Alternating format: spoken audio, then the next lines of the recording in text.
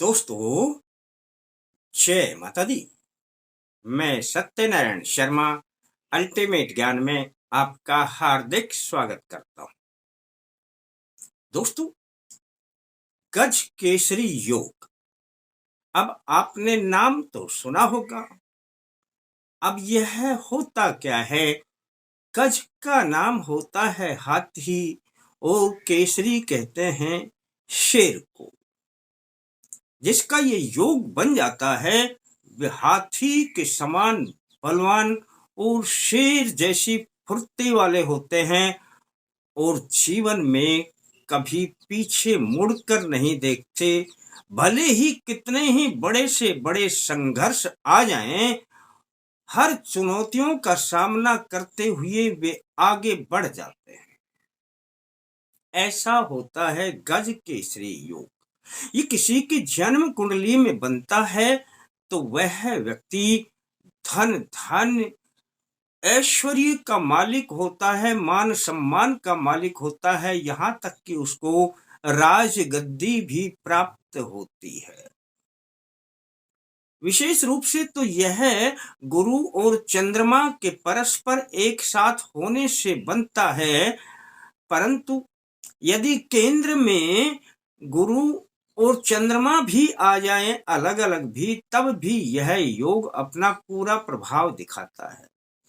केंद्र का अर्थ होता है लग्न का घर, फिर चौथा घर, फिर सातवां घर और फिर 10वां घर। दोस्तों,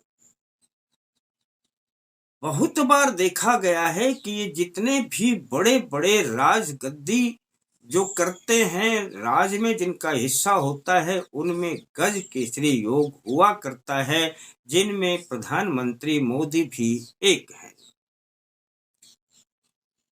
और ये यहाँ तक कहा गया है कि भगवान श्री राम की जन्म कुंडली में भी गज केसरी योग था। अब दोस्तों, किसी की कुंडली में क्या है क्या नहीं, या आप इसको समझना चाहते हैं कि अगर है तब भी आप कहेंगे कि जी फिर हम तो ऐसे नहीं हुए। दोस्तों, बस आज इसी बात का मैं समाधान कर देता हूं।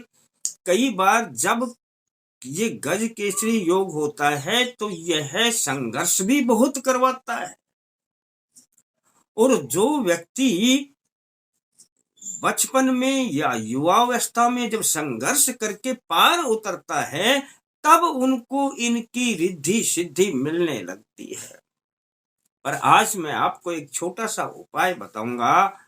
दोस्तों, आपकी जन्म कुंडली में कहीं कुछ है या नहीं है, पर आप भी उस उपाय के द्वारा गज केसरी योग जैसा ही योग बना सकते हैं और आप भी राजगद्दी के मालिक बन सकते हैं। और राजगद्दी के मालिक ना बने तो धन और ऐश्वर्य वे अथाह रूप में आपके पास आने लगेगा और आपका काम कभी नहीं रुकेगा और आप जो चाहेंगे वह होता रहेगा। आपकी बात की वैल्यू होगी, आपकी बात को लोग तवज्जो देंगे।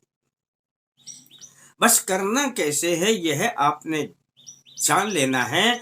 एक बृहस्पतिवार के दिन आपने इस प्रयोग को करना है और आपने ऐसे ऐसे 7 बृहस्पतिवार करना है, केवल बृहस्पतिवार। बस इतना सा काम है। बृहस्पतिवार को 100 ग्राम चने की दाल ले लेना और सुबह नहा धो करके आराम से पूरब की ओर मुख करके बैठ जाना। दोस्तों, सामने कटोरी में 100 ग्राम चने की दाल रख लेना और अपने पास में थोड़ा सा ही दूध रख लेना, कच्चा दूध थोड़ा सा ही रखना।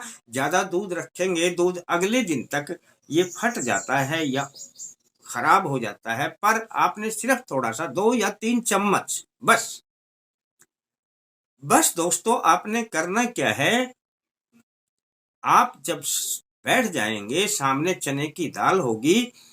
दोस्तों, यह गुरु का प्रयोग है तो गुरु से ही हमें प्रथम कार्य प्रारंभ करना है। और आपने दोस्तों जब यह चालू करेंगे तो बस उस कटोरी को हाथ में ले लेना जिसमें चने की दाल है। बृहस्पति देव का ध्यान करना और बोल देना कि हे बृहस्पति देव, मैं आपकी शरण में हूं और मुझ पर अपनी कृपा दृष्टि बनाए रखें। इतना बोल करके दोस्तों 11 बार आपने बोल देना है, ओम श्री बृहस्पतये नमः। 11 बार आपने ऐसा बोल देना है और कटोरी को सामने रख देना है।